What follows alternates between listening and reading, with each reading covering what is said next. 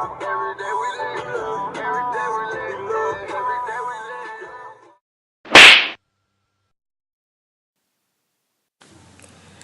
hey y'all, it's Amanda. I told you I would come back with this video. So we're going to start off by boiling our water. It's actually salt water. Getting ready for the pasta, and we're going to be doing the penne pasta today. So it's going to be the Barilla penne pasta. I'm just going to add it to the water, obviously, and immediately stir it up so that it doesn't clump up.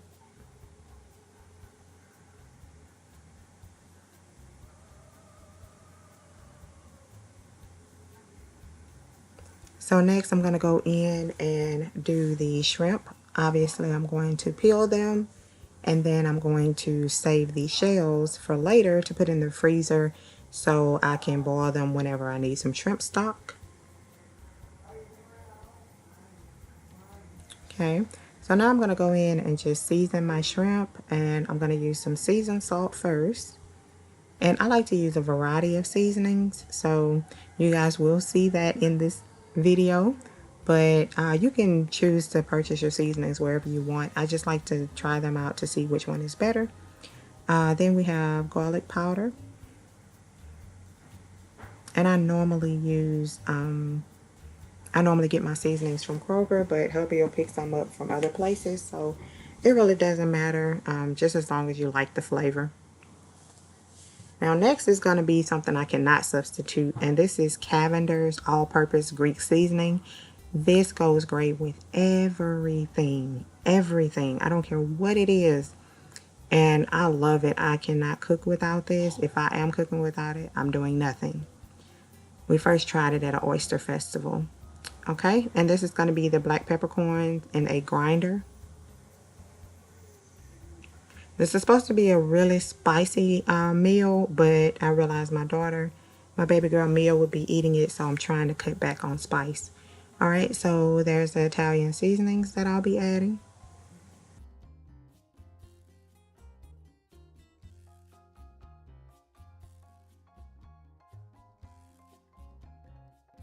Okay, and then here's some of the ground paprika. I normally add a lot more of this, but like I said, I didn't want it to be too spicy.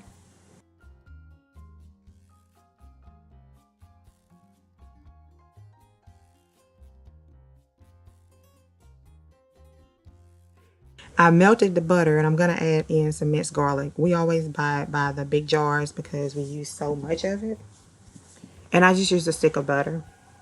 Alright, then we're going to add in the Knorr's chicken flavor bouillon, and I am specific about that particular brand because it is the best to me. Then I'll be using Giovanni's anchovy paste, and it looks disgusting, but I promise you this is the key to any sauce. And then I'll be using imported capers. This is another key to any sauce, but there's my secret to my sauces. It is anchovy paste and capers. So I'm just going to let the butter brown. I'm going to kind of stir everything up together, let all the seasonings mix up. And I still have the seasoning in the pan from when the chicken was, when I cooked the chicken. So the seasonings are still in there.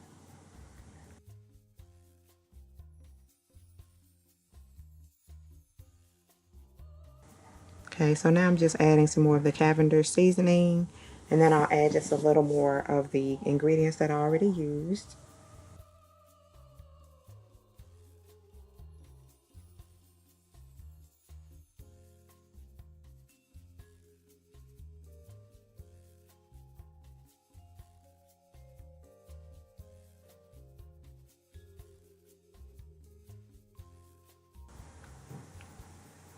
And the key to this is just letting the sauce brown.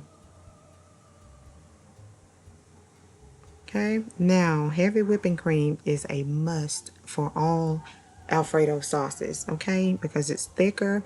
Milk is not as thick, so you'll have to do a lot more to maneuver. But if you use heavy whipping cream, it'll do the work on its own. So I only had a little bit left in this particular jug. So I will be opening up a new one just to add more sauce because my kids don't play about pasta. They don't want dry pasta. They want more sauce than the pasta.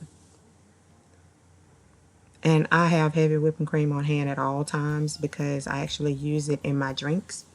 So whenever I fix my keto style pink drink or whenever I make my power coffee, that's what I use. So here I'm just gonna stir up everything and let the sauce thicken on its own. I do not add water, anything like that. I just let it thicken up on its own.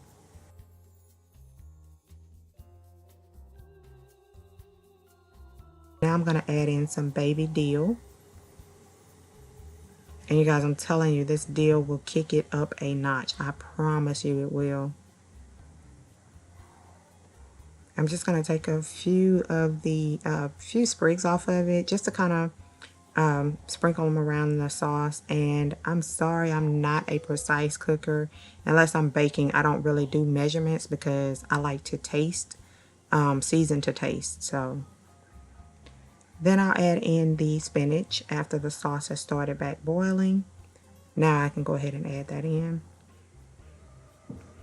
And it may look like a lot, but if you've ever cooked spinach, then you understand that it will melt down to almost nothing.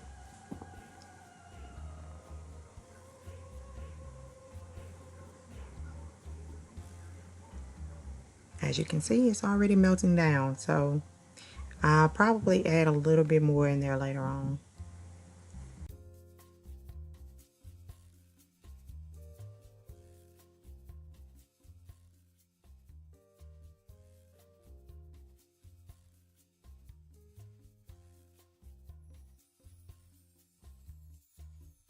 Okay, so now I'm just letting everything boil, and now I'm going to add in the chicken that I previously cooked. I was so aggravated because I had bought some fresh chicken to cut up and cook. Told my daughter to put it in the refrigerator, and she put it in the freezer, so I had to go back to my grilled chicken strips that I already had.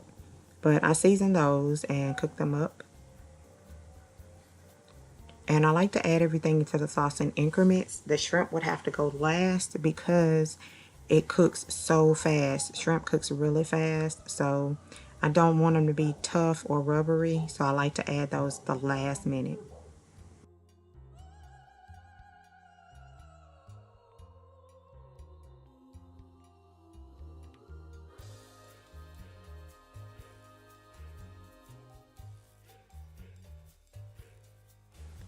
Alright, so as you can see, I'm stirring that in and waiting on my shrimp to get all pink and nice. And there they are. So I'm going to add in some grape tomatoes just to garnish. I don't prefer them, but like I said, I was cooking this trying to get the restaurant quality that my husband loves, and it was a success, so I'm glad. But the kids loved it as well. So I'm just going to add a little more paprika, and then I'm going to show you the finished product. And as you can see, I poured the sauce over and the pasta, and everybody loved it. So thank you guys so much for watching. I hope you do try this recipe, and I will talk to you later. Bye-bye.